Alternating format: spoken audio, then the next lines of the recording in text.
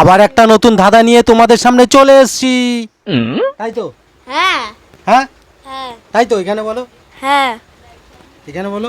হ্যাঁ কি বলো? নতুন ধারা নিয়ে চলে এসেছি আবার। বন্ধুরা, তোমাদের সামনে আরেকটা নতুন ধাঁধা নিয়ে চলে এসেছি। তো ধাঁধার উত্তর দেওয়ার জন্য দেখো কারা রয়েছে। এই দেখো, কে ছিল?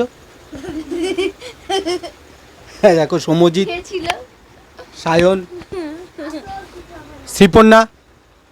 চলে আয়, শ্রীপর্ণার মা চলে আসো। চলে গেছে বলতে চলে এসো।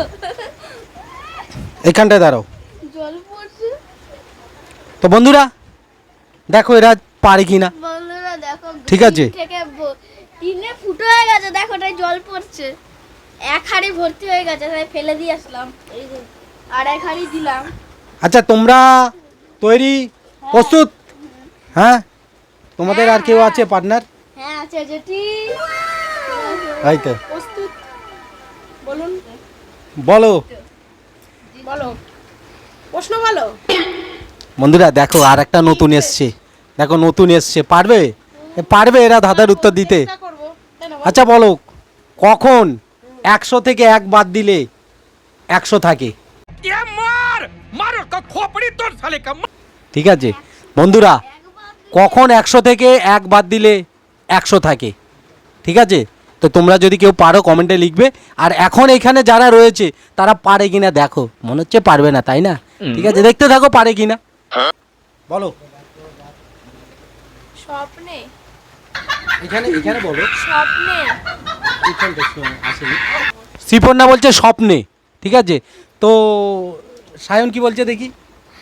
দাঁড়াও, ভাবিনি এখনো। 50 50 100।